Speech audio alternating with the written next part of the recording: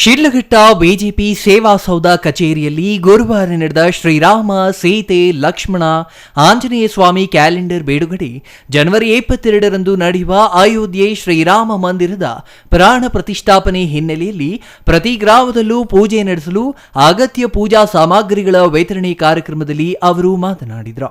ಹಿಂದೂ ಧರ್ಮಕ್ಕೆ ತನ್ನದೇ ಇತಿಹಾಸ, ಭವ್ಯ ಪರಂಪರೆ ಇದೆ.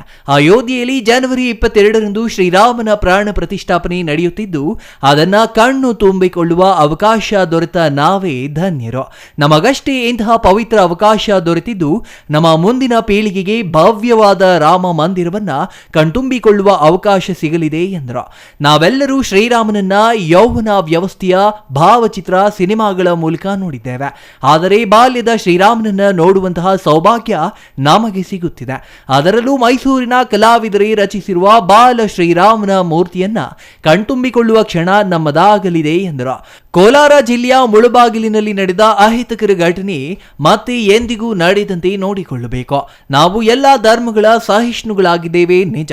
ಅದರಂತೆ ನಮ್ಮ ಧರ್ಮ, ನಮ್ಮ ಧಾರ್ಮಿಕ ಭಾವನೆಗಳಿಗೂ ಎಲ್ಲರೂ ಗೌರವ ಕೊಡಬೇಕಲ್ಲ ಎಂದರು.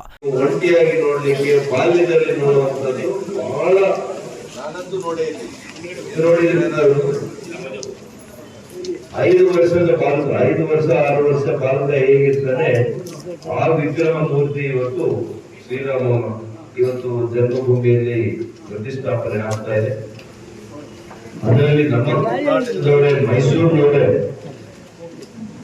ಅರುಣ್ ಅವರು ಇವತ್ತು ಈ ಕೆತ್ತನೆಯನ್ನ ಮಾಡಿ ಈ ಅವರ ವಿಗ್ರಹವನ್ನ ಇವತ್ತು ಆಯ್ಕೆ ಮಾಡಿಕೊಂಡದ್ದು ಕನ್ನಡಿಗರಾಗಿ ನಮಗೆಲ್ಲ ಕೂಡ ಇದು ನಿಜವಾಗಿಯೂ ಕೂಡ ನಮಗೆಲ್ಲ ದೊಡ್ಡ ನಮಗೆ ಸಂದಿರ್ತಕ್ಕಂಥ ಗೌರವ ಅಂತ ನಾವೆಲ್ಲ ಕೂಡ ತಿಳ್ಕೋಬೇಕಾಗ್ತದೆ. ಬಿಜೆಪಿ ಮುಖಂಡ ಸೀಕಲ್ ರಾಮಚಂದ್ರಗೌಡ ಮಾತನಾಡಿ, ಜನವರಿ 22ರಂದು ಅಯೋಧ್ಯೆಯಲ್ಲಿ ಶ್ರೀರಾಮನ ದೇವಾಲಯದಲ್ಲಿ ಪ್ರಾಣ ಪ್ರತಿಷ್ಠಾಪನೆ ನಡೆಯಲಿದ್ದು, ಅಂದು ಅದೇ ಸಮಯಕ್ಕೆ ನಮ್ಮ ಊರಿನ ದೇವಾಲಯಗಳಲ್ಲಿ ಪೂಜೆ ಸಲ್ಲಿಸೋಣ, ಮಹಾ ಮಂಗಳಾರತಿ ಮಾಡೋಣ ಎಂದರು. ಇನ್ನು ಕಾರ್ಯಕ್ರಮದಲ್ಲಿ ಶ್ರೀರಾಮನ ಕ್ಯಾಲೆಂಡರ್ ಬಿಡುಗಡೆ ಮಾಡಲಾಯಿತು. ನಂತರ ನಗರದಲ್ಲಿನ ಕೋಟೆಯ ಶ್ರೀರಾಮ ಮಂದಿರದಲ್ಲಿ ಸ್ವಚ್ಛತಾ ಕಾರ್ಯ ನಡೆಸಲಾಯಿತು. ಜಿಲ್ಲಾಧ್ಯಕ್ಷರಾಗಿ 2ನೇ ಅವಧಿಗೆ ಆಯ್ಕೆಯಾದ ರಾಮಲಿಂಗಪ್ಪ, ಮಾಜಿ ಸಚಿವ ಡಾಕ್ಟರ್ ಕೆ ಸುಧಾಕರ್, ಮಾಜಿ ಶಾಸಕ ಎಂ ರಾಜಣ್ಣ, ಮುಖಂಡ ಸೀಕಲ್ ರಾಮಚಂದ್ರಗೌಡ, ಜಿಲ್ಲಾ ಕಾರ್ಯಕಾರಿಣಿ ಸದಸ್ಯ ಸೀಕಲ್ ಆನಂದಗೌಡ ಅವರನ್ನ ತಾಲೂಕಿನ ಬಿಜೆಪಿ ಕಾರ್ಯಕರ್ತರು ಸನ್ಮಾನಿಸಿ ಗೌರವಿಸಿದರು. ಛಾಯಾ ರಮೇಶ್, ಸಿಟಿವಿ ನ್ಯೂಸ್, ಶಿಡ್ಲಘಟ್ಟ.